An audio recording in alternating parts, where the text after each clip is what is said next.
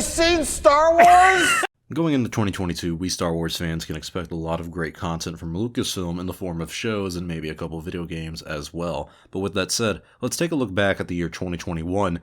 This is part of my Look Back series where every year at the end of the calendar year, I look back at the year and think, what was it like for us Star Wars fans? So I'll go over all the highlights in order from good to bad and any controversy that we may have had in the fandom. But before we get into 2021 and the year for us Star Wars fans, check out the other years in the description below. Use the force to leave a like on today's video and subscribe if you're excited for 2022. We actually started this year off with some pretty strong announcements from Lucasfilm. The first one was that they were launching a new branch called Lucasfilm Games. Their official statement was, with Lucasfilm and the galaxy far, far away entering a new and unprecedented phase of creativity, so will the world of Lucasfilm Games, developed in collaboration with the finest studios across the industry. And this would dawn a new era of Star Wars video games where EA no longer has the exclusivity license to the franchise. Now, Lucasfilm can work with EA, Ubisoft, and many other game developers to make Star Wars games. And this was met with a lot of positivity because after 10 years, fans are tired of EA Star Wars and the lack of good content from them. So after wasting 10 years of our time, we can finally look forward to Star Wars video games in this next decade. Shortly after this announcement, Lucasfilm Games revealed that Ubisoft was making an open-world Star Wars game. Here's the official statement from that announcement. It says, Ubisoft has announced its collaboration with Disney and Lucasfilm Games on a new story-driven open-world video game set in the Star Wars galaxy. There isn't really a lot of information to go off of this. We don't really know what it's about, when it takes place, and when it's releasing. And since Ubisoft is making an Avatar game before their open-world Star Wars game, this thing is years away. But it's a great sign for the future of Star Wars games because when is the last time we got an open-world Star Wars game in the modern era? Another big thing for Star Wars this year was the dawn of a new era, and in this era I mean a new time period, which is Star Wars canon, and this is called the High Republic, and this is the official announcement synopsis. Star Wars The High Republic, which has previously been referred to as Project Luminous, will be set in an era when the Galactic Republic and the Jedi Order are at their zenith, about 200 years before the events of Star Wars The Phantom Menace. This period on the Star Wars timeline will not overlap any of the filmed features or series currently planned for production, giving creators and partners a vast amount of room to tell Star Wars stories with new adventures and original characters. Now, this was met with a lot of controversy from its initial announcement. A lot of fans said that this was woke SJW garbage. But despite the pushback from one section of the fandom, the initial reviews for the first books were very positive. I've also never seen a subsection of Star Wars fandom form around a certain book line in many years. I mean, it's been a while since I've seen the books of Star Wars be so popular. I, like many others in the Star Wars fandom, am caught up to date on the High Republic books, at least the official books in the main line, and I've read 3 of them. One of them is okay at worst and solid at best, one is really, really good, and the other is simply amazing. I am a fan of the High Republic so far, and it was really cool to see a new time period like this introduced into Star Wars. The next highlight was honestly the biggest controversy of the year, and for any fandom and like this for some time. In February of this year, the actress Gina Carano, who plays Cara Dune in The Mandalorian, was fired from Lucasfilm. After becoming more and more political during 2020, Lucasfilm sat down with Gina Carano and her team and told her to lay off the political stuff on Twitter. Eventually, Gina posted something that was really controversial and sparked enough in an online rage that Lucasfilm, a spokesperson for them, said the following: Gina Carano is not currently employed by Lucasfilm and there are no plans for her to be in the future. Nevertheless, her social media posts denigrating people based on their culture and religious identities are abhorrent and unacceptable. Needless to say, this became a huge national story. This was the perfect storm of a popular TV series, The Mandalorian, under the big company, Disney, and also the political angle of this and its involvement with cancel culture. A lot of people think Gina was rightfully fired, but it seems like even more people think that this was a wrongful firing. But this was a huge conversation during this year, and it's one that likely won't go out for many years to come. Star Wars Hunters was announced this year as well, releasing in 2022. Star Wars Hunters is a Nintendo Switch and mobile game. That alone turned many fans away from this game, but I personally am excited to give this a try.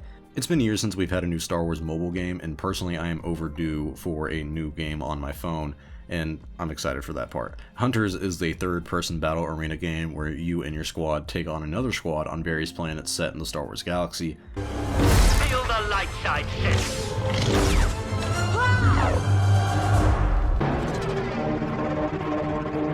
Something that was kind of cool this year is a new section of Disney Plus called Star Wars Vintage. So we got to see the original Star Wars The Clone Wars micro-series from 2003, as well as the Ewok Adventures movies and the original Boba Fett debut in the holiday special. It's kind of small, but it makes Disney Plus have more content for us fans, and it means more possibilities in the future, like maybe Star Wars Detours? Please? Disney? Come on, be cool. It's okay. I want Star Wars Detours. You can make it happen. Do you not get it, people? His name was Windu and he went out a window, huh? To me, the biggest note of 2021 for Star Wars was The Bad Batch Season 1 releasing. Its first premiere episode aired on May the 4th, and the show kicked off with a lot of steam, and the first episode was pretty popular among the fanbase. As the show's story continued, it felt like most people's interest faded. There were episodes that were filler and simply Saturday morning fun cartoons, but they're forgettable. 2 amazing episodes that utilize cameos, amazing animation, and great emotional moments. I wish there was more to write home about this series, but no one really talks about it in the fandom, and I see little excitement about the show's second season releasing in 2022. The Bad Batch arc from Season 7 of The Clone Wars wasn't all that great, so many were surprised by them getting their own series, but the timeline this show takes place in is extremely interesting and marking the end of the Clone Wars and the beginning of the Empire. It's a very cool time period to explore, but when it comes to our main characters of the show, people don't really seem overly attached to any of them. Echo is the one character we knew the most about going into this show, and he hasn't had any arc over the first season. For the most part, fans seemed satisfied with the first season, and not many really hate this show, but it's not going to reach the same popularity that its first hour-long premiere episode had. I think Bad Batch was kind of disappointing, but still it was nice to have new Star Wars content in a more or less dry year.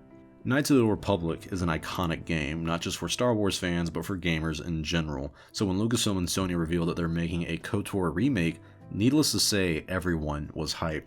There's no official release date as the game is still in early development, but fans can expect a return of the legendary Darth Revan. There's a lot of excitement around this game, and it gives a lot of hope for a better future with Star Wars games. Though it was just an announcement, I consider this one of the biggest highlights of the year for Star Wars.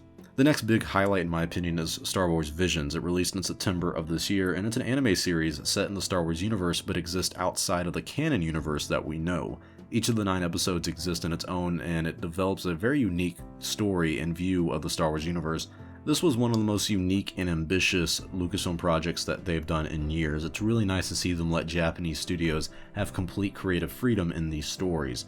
The reaction from Star Wars fans was mostly positive too. There are a lot of fans who simply aren't into anime and didn't really give this series a shot, but anime fans loved Star Wars Visions, and pretty much any Star Wars fan I have seen has given at least 2 to 3 episodes that they said they loved from the series. It would have been really nice to see Visions reach more popularity than it has right now, and having more conversations around it still to this day, because it's been out since September and I don't really see anybody talking about it, but it's okay. I mean, it's been a little bit forgotten by the fandom because the show did deliver on good stories and art. It did its job. I just kind of feel like I'm happy that we watched it in the end. I'm really happy that this happened. I just wish it was more popular. So I'm going to see you very soon. If there's one thing we know about Star Wars in the modern era, and that it's you can't rely on Lucasfilm to meet their own schedule. In the month of November, we learned that the next Star Wars movie, Rogue Squadron, set to release in 2023, would be delayed indefinitely. This news was not only disappointing, but almost numbing because of how often this happens to Star Wars now. Apparently, Lucasfilm and Patty Jenkins, who is directing and co-writing the movie, were having the famous creative differences over the script.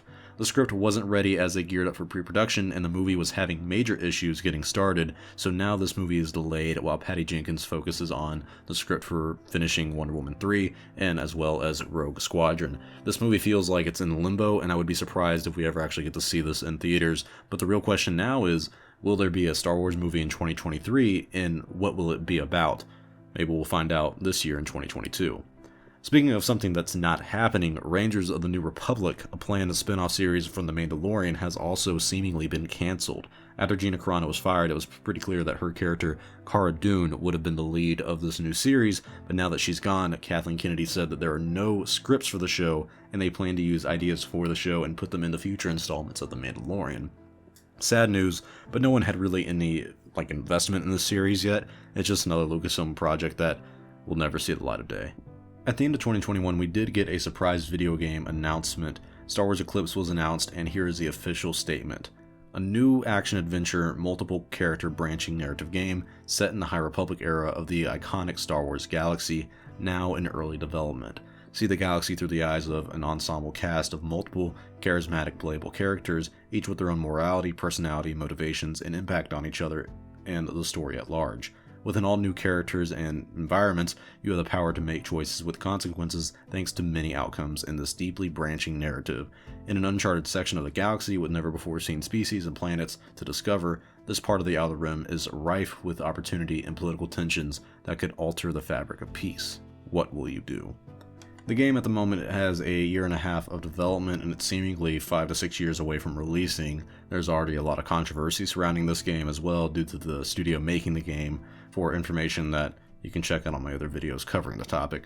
But this trailer really did an amazing job at exciting a lot of the fans, and the concept does sound really good. This is my most anticipated Star Wars project right now, and I can't wait to play it. Let's just hope it actually happens though and doesn't get cancelled. And finally, last but certainly not least, we close the year with the debut of The Book of Boba Fett. Considered by many to be The Mandalorian Season 2.5, this show follows Boba Fett and him being the new crime lord of Tatooine. There's only one episode that came out during the 2021 year because it was released on December 29th of the year, but so far the reactions are largely positive, with fans looking forward to the next episode and the rest of the season. It's really good to have more live-action Star Wars content in the mix, and though the first episode was the only part of the show that we got in 2021, I feel like it's a great way to end the year for Star Wars on a largely more positive note. Now, when looking at the recent years of Star Wars, I always ask at the end of the year, was it a good year for Star Wars? And the real question behind that one is really, do you think Star Wars is in a better place at the end of the year than it was at the beginning of the year?